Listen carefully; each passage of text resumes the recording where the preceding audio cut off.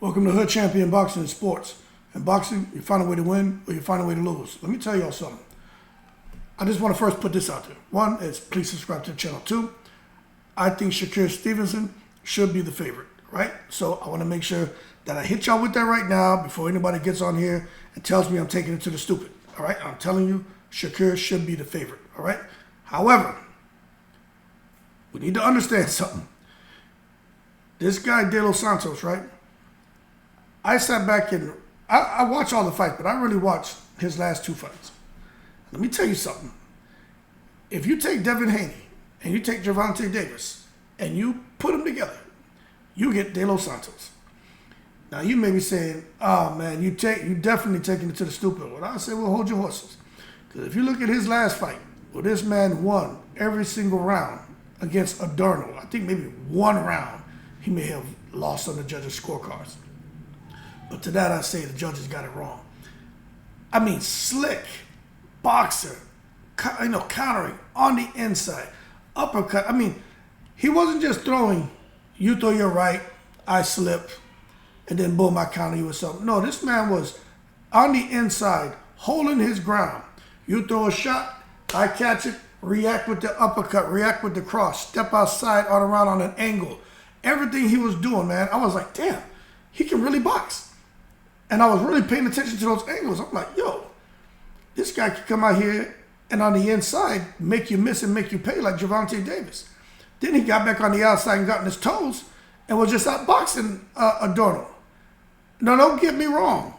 I'm not saying Adorno Shakur Stevenson, but Adorno can fight.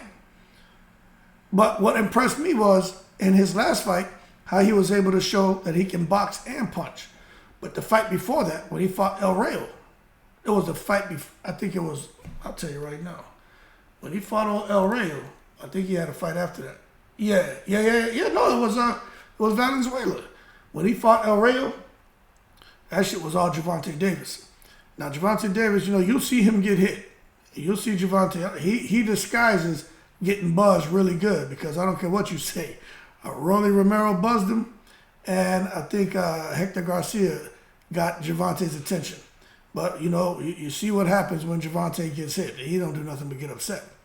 But when De Los Santos fought Valenzuela, that man got hit and he went down. He didn't go down hard, but he went down.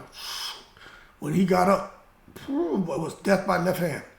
It was horrible for Valenzuela. And the thing about De Los Santos, I've said this in other videos, he's mean just like Tank. And he's willing to risk disqualification to hurt you and to get a win.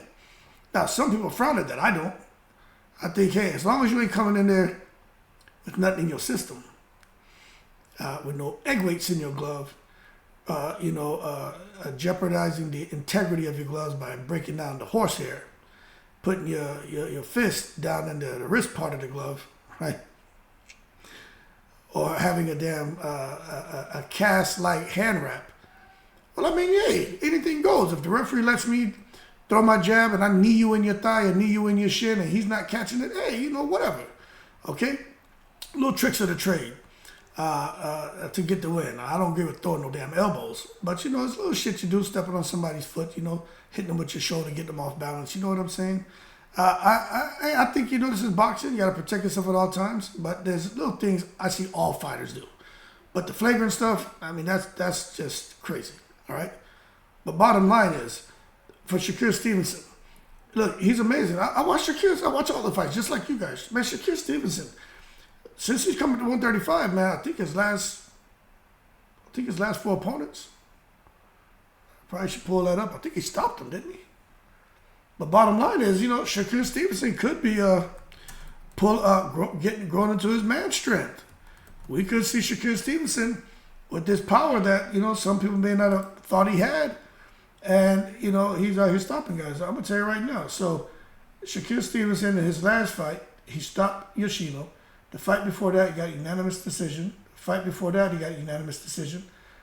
Then when he fought Jamel Herring, he stopped him. The one before that, he had a unanimous decision. He fought Clary, unanimous decision. Felix Caballo, he got a KO. So you can see that Shakur Stevenson can get knockouts. He's not a one-hitter quitter, but he catch you with those shots you don't see, and that's it for you. It's over. So this weekend is very interesting to me to see what's going to happen. So you got the Dominican who can box. Y'all need to look at his last fight, man.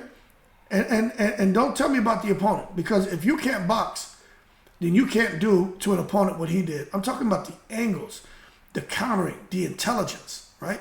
Those are the things that got my attention. I'm like, damn, he just needs an opportunity. But boy, oh boy, going up against Shakur Stevenson, the Puerto Rican, it's not easy. And look, hey, y'all say what you want, Shakur Stevenson. The man can claim Puerto Rico, all right? This man is born here, his dad's Puerto Rican, he qualifies, all right? There's a lot of us who are born here stateside where both of our parents are from another country. You know what? We qualify. All right, doesn't matter. Like, most of us grow up with the culture. Some don't. He didn't really get it. But hey, stop hating on that man, okay? He likes, he enjoys his identity. He's embracing it. So y'all embrace it too, man. Leave him alone. But let me tell you something. The Puerto Rican, 135, I can't wait to see what happens if he decides to go to 140. But I'll tell you what, if Shakur Stevens can stop De Los Santos, I think that win will be the biggest win, bigger than any win Devin Haney's had. I say that. I think De Los Santos beats Lomachenko. I do. De Los Santos against Teofimo, I think he beats Teofimo. Now, when you start talking about Leo Santa Cruz, like the one that Tank fought, Santa Cruz can fight, boy. But that would be interesting because styles make fights. But what I'm getting at is, it's hard for me to go against De Los Santos. Just like it's hard for me to go against Shakur Stevenson. That's why this fight, like, I'm just watching, I'm like, man, if Stevenson can stay in the pocket and control the distance, control the range, and let his shots get off and get outside the shots and punch in between and do all the things that we know he can do, and do it successfully and get a stoppage, that's going to speak volumes about Shakur Stevenson. And what I foresee happening with Shakur is he's going to get ducked. They're going to be putting duck sauce on the fried rice. No one's going to hold their horses. They're going to take it to the stupid because nobody's going to want to get in there with that man. I mean, he just keeps getting better and better. He's already an exceptional fighter that's getting better and getting stronger and getting faster and becoming even smarter in the ring. This fight's going to be huge for De Los Santos and Shakur, for both of them. And I'm telling you, man, this is one fight I don't think anybody wants to miss. Like, when it comes to boxing, we're fans. We watch everything. But this one's going to be, I think people are going to be surprised at how much of a chess match this is. I think people are going to be surprised how De Los Santos gets his shots off.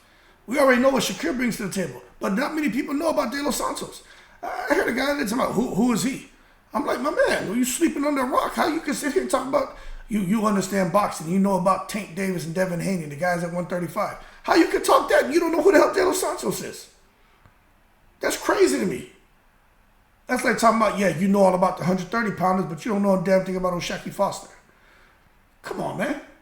You know basketball, but you never heard of Michael Jordan. You never heard of LeBron James. Get out of here. The guy who's doing things right now. You never heard of Victor Wembanyama? He's doing things right now. And De Los Santos is on the map. I tell you what, De Los Santos, this Chris Colbert would never take that fight with De Los Santos. De Los Santos would destroy Chris Colbert. He's fast, he can box, and he has freakish power.